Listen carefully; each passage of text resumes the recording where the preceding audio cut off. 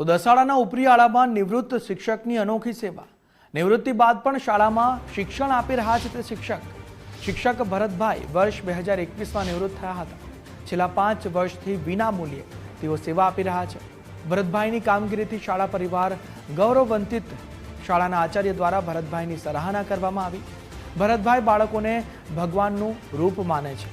1984માં શિક્ષક તરીકે સેવામાં જોડાયા હતા ભરતભાઈ।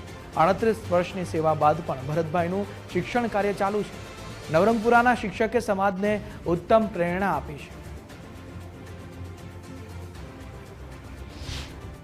હું 2021માં રિટાયર થયો, પણ હજુ પણ હું કંઈ પણ શુલ્ક લીધા વિના મારી શાળાના બાળકોને ભગવાન સમજીને એ બાળકોને રોજ મળવા અને શિક્ષણ કાર્ય કરવા માટે હું 21માં રિટાયર થયો 2021માં। તે છતાં પણ અત્યારે હાલ પણ અવિરત મારી સેવા આપવા માટે મારી ઉપરિયાળા પેસેન્ટર શાળાના બાળકોને શિક્ષણ કાર્યનો લાભ આપવા માટે આવું છું।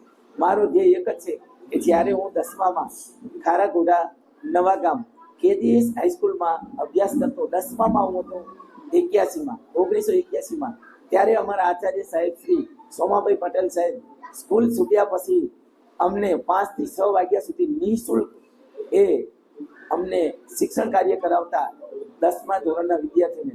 ત્યાંથી મને પ્રેરણા મળી। લગભગ 4 વર્ષથી આ શાળાની અંદર રિટાયર થયા પછી સેવા બજાવે છે અને શિક્ષણ ક્ષેત્રે એક ઉત્કૃષ્ટ કામગીરી એમની રહી છે।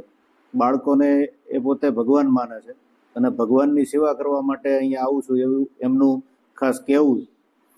અને એક શિક્ષક કરતાં 2 શિક્ષક જેટલું કામ આમ તો કહી શકાય, એટલું કામ તેઓ કરે છે।